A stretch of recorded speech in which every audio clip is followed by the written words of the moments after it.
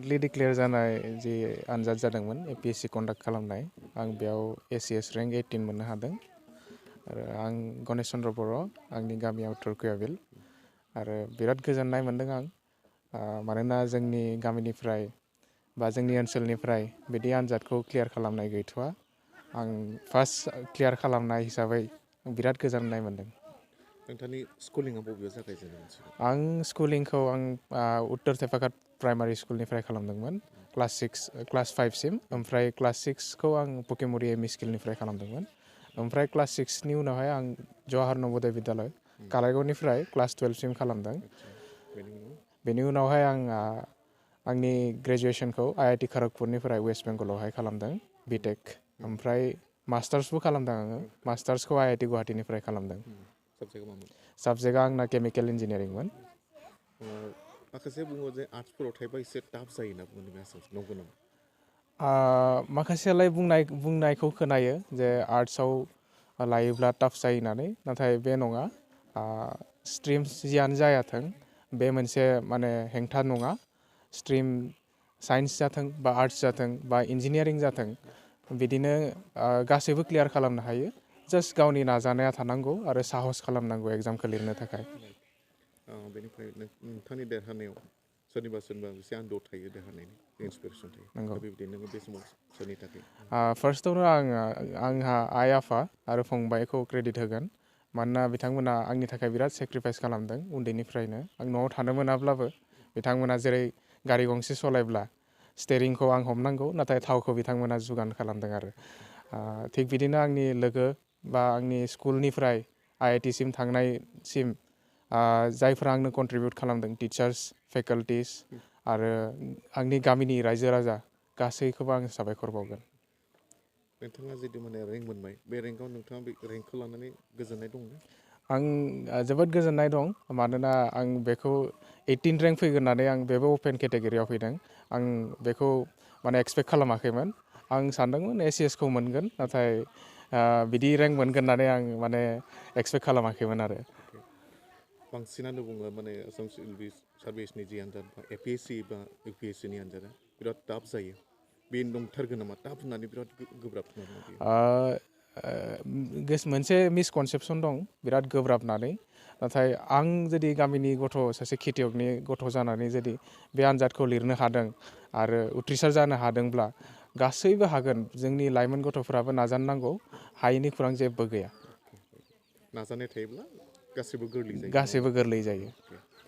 बे समाव जोङो बुङो जे बेबायदि माने कचिं लाबालासो माने एपिएससिखौ एप्लाइ खालामनो हायो नोंथाङा बबाव कचिं लादोंमोन नामा बेनि थाखाय? आं इनिशियेलि आंनि प्रिपेरेसनखौ आं बिना कचिंनो स्टार्ट खालामदोंमोन न'आवनो स्टार्ट खालामदोंमोन आं मास्टार्स जोबनायनि उनावहाय नाथाय बेनि स्टार्ट खालामजेननायावनो जोंना बिटिआर सरकारनिफ्राय सुपार 50 बड'फा इउवान ब्रह्म सुपार 50 स्किमखौ लन्च खालामदोंमोन आं बेनि आनजादखौ होनायावहाय सिलेक्सन जानानै आं कचिं मोनदोंमोन आं दिल्लीयाव कचिंखौ मोनदोंमोन बाट कचिं थानांगौआ माने लानांगौआ बे कम्पालसरि नङा कचिं गैयाबाबो उथ्रिसार जागासिनो दं जोंनि बर'फोरनि गेजेरावबो जादों ओमफ्राय गुबुन हारिनिफ्रायबो जादों माने बिदिनो एग्जाम्पोल सेट जागासिनो दं कचिंआ मोनसे गाइडेन्सखौ होयो बे नंगौ बाट कचिं गैयाबा जि हाया बेबो नङा।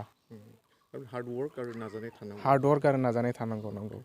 जों नुबाय जेनेबा नैबे एपिएससिनि कचिंनि थाखाय जोंनो लानोथ' जोंनो थाखा फैसा गोबां जायो जेनेबा दा बेनि थाखाय बिटिआर सरकार नैबे समाव बिटिआर सरकारखौ नोंथाङा जिहेतु मोनबाय बे सुबिदाखौ दा बिथांमोनखौ साबायखर बावगोन।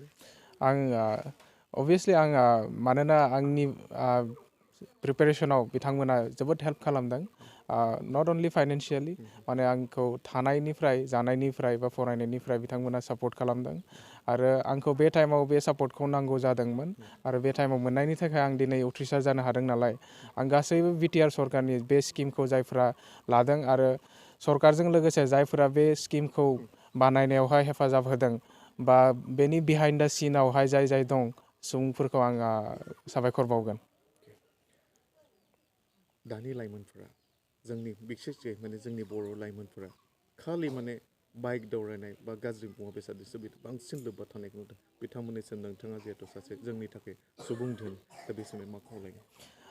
दा नै ओंखारबोनाय गथ'फोरा लाइमोनफोरा नुनो मोनोदि मेट्रिक पास जानायनि उनाव बाइक लायो बा ड्राग्सनि माबा हेबिटखौ खालामो बेफोरखौ खालामनाङा बेफोरखौ हेंथा होनायावहाय जोंनि पेरेन्ट्सनि रलबो थायो ओमफ्राय गामिनि रायजो राजानिबो रल थायो बिदि माबाफोर नुयोब्ला गामिनि रायजो राजायाबो हेंथा होनांगौ पेरेन्ट्सफोराबो एसे इन्सपायार खालामनांगौ बा गामिनि सोरबा बा ओनसोलनि सोरबा जुदि मोजां एग्जाम्पोल दं बिथांमोनजों रायलायनानै बोरै मोजां लामायाव लाबोनो हागौ बेखौ नाजानो नांगौ। इयुनाव नोंथाङा UPSCनि थाखाय माबायदि नाजाबावो? आंनि एक्सुयेल प्रिपेरेसना UPSCनि थाखायमोन नाथाय बे UPSC प्रिपेरेसन खालामबाय थानायावनो बे APSCनि आनजादा फैबाय नालाय आं बेखौ एटेम्प्ट खालायनोसै बे खालामनायावनो APSCखौ मोनग्रोबाय नाथाय बेयावनो आं थाथाबा आं APSC साख्रि मावबाबो आं UPSCखौ नाजाबाय थागोन मानोना जोंनि बर' हारिनिफ्राय IAS बा IPS अफिसार बिदि बिराद खम मानसि दं जोंखौ नांगौ जोंनि हारिनिफ्राय बेनिखायनो आं नाजाबाय थागोन आरो सानसे समाव आं नाजानानै मोनगोन होननानै मिजिंथिदों। दा गणेशआ जोबोद माने गोजौ थाखोनि दायो साख्रि मोननो हाबाय दा बिमा हिसाबै जिहेतु बिराद खस्थ' खालामो दिनै माबायदि मोनदों गोसोखौ? दिनै जोबोद गोजोननाय मोनदों। दा उन्दै समनिफ्राय जिहेतु देरबोबाय दा उन्दै समाव माबायदिमोन? उन्दै समनिफ्रायनो बे आंनि गथ'आ बहुद माबाखामोन आरो दा बे दिनै बे आनजादखौ पास खालामनायखाय बहुद गोजोननाय मोनबाय बेखिनियानो। गुबुन बिमाफोरखौ मा होनना खावलायगोन जिहेतु गुबुन नोंथांनि बायदिनो जिहेतु बिमा माहारि दङ बिथांमोननिसिम मा खावलायगोन? जाहाथे गासिबो जोंनि बर' हारि बिमाफोरा जाहाथे बेफोरबायदिनो गावनि गथ'खौ मोजांहाय जोथोन लानानै जाहाथे बे आंनि गथ' बायदि मोजांहाय जोथोन लानानै मानसि खालामनो नाजानांगौ गासिबो रायजो राजा बिमा माहारिनिफ्राय आङो बेखिनिखौ बुंहरनाय जाबाय।